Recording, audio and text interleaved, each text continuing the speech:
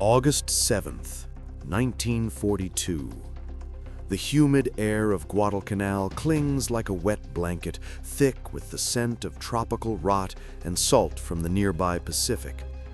Darkness is still a few hours away, but the jungle is already alive with the restless buzzing of insects and the distant calls of unseen creatures. A group of weary U.S. Marines, dusty and bruised from days in the relentless sun, gather near their makeshift camp.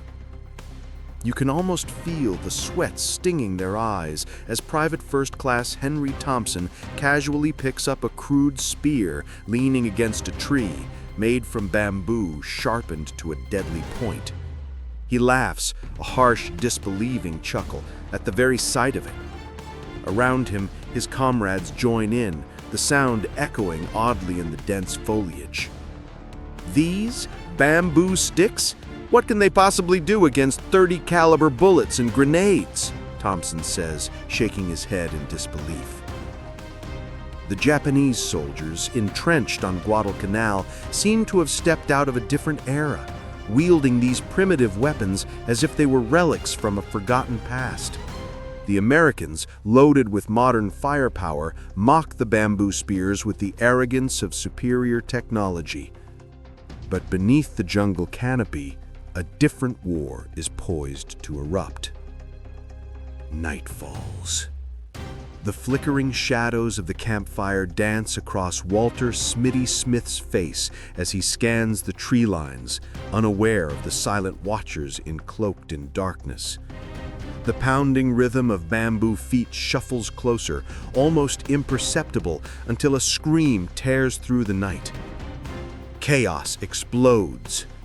Army Sergeant William Harris, caught off guard, barely registers the flash of a spear before it strikes. It isn't the rifle or machine gun fire that brings the Japanese forward, but the brutal, close-quarters fury wielded through bamboo and bare hands.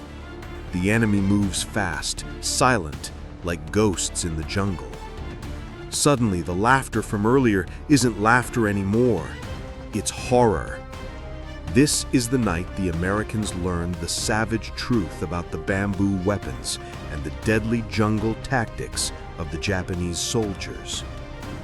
The moon hangs low and swollen, casting eerie silver fingers through the canopy. The jungle is no longer just a backdrop, it's a living, breathing trap. In the shadows, Japanese soldiers move with lethal precision, their bamboo spears glinting faintly in the half-light. Sergeant Harris stumbles back, clutching a deep wound in his side. The cries of his comrades fill the humid air, half screams, half roars. They try to rally, firing blindly into the thick underbrush, but the enemy is already inside their perimeter. The usual clatter of guns fades under the thunderous, fevered charge of bayonets and spears. You can feel the chaos, the blood pounding in the ears of every man, the choking sweat making breaths harsh and ragged. The Japanese soldiers use the cascading foliage and vines to their advantage, slipping past heavy machine guns and mortar fire. For the Marines, modern weapons seem almost helpless against this primal assault. Corporal James McAllister, pinned behind a fallen log, watches as a spear flies within inches of his face. His rifle jammed, he reaches for his combat knife. The air smells of gunpowder, sweat, and the cruel tang of fear. The jungle becomes a nightmarish maze where friends and foes vanish in moments. This is no ordinary fight. This is a savage test of endurance and willpower. The bamboo spear, once a symbol of backwardness, has become an extension of the enemy's ferocity, a weapon both simple and devastating. And yet, as bullets start to find their marks and daylight inches toward the horizon, a grim realization dawns on the American troops. This battle will demand more than firepower. It will demand adaptation, courage, and a brutal reckoning with the jungle itself. Dawn breaks slowly over Guadalcanal, casting a pale light on a battered Marine platoon regrouping amid shattered foliage and blood-soaked earth. Bodies lie sprawled, some frozen mid-motion, others clinging to the faint hope of survival. The once confident laughter about bamboo spears has drained, replaced by grim silence and weary eyes. Captain Robert Kelly, a seasoned officer with deep-set lines etched by previous battles, assesses the damage. His voice is calm, but edged with a new urgency. "We underestimated our enemy, and this jungle," he says, scanning maps marked with red dots representing lost men and positions. The Japanese soldiers, adept in close-quarters tactics, leveraged their intimate knowledge of the terrain. The bamboo spear was not merely a weapon, it was their tool for stealth and terror in the tangled green maze. Their nighttime raids exploited the Americans' blind spots, limited visibility, deafening silence shattered only by sudden violence. You can almost hear the snapping branches and feel the tense breath of men hidden just meters away, waiting for the perfect moment to strike again. In the following weeks, the Marines endured relentless patrols, booby traps, and sudden ambushes. Their jungle training, once considered secondary, became critical. New tactics emerged: tighter perimeter checks, improved night watches, and the use of flamethrowers and grenades to flush out hidden adversaries. Yet the psychological toll was as heavy as the physical wounds. Stories of Japanese soldiers attacking with bamboo spears in brutal hand-to-hand combat spread like wildfire, instilling both terror and fierce determination to face this new form of warfare. This was not the war many had imagined. Far from the open fields of Europe were the seas of the Pacific. This was a fight for survival in a world where every shadow could mean death, and the bamboo spear was a savage symbol of the enemy's will to fight on, no matter the cost. Weeks passed, and the planting of fear gave way to something harder: fierce resolve. The Marines learned quickly that the jungle's rules were different. Bullet superiority alone no longer guaranteed survival.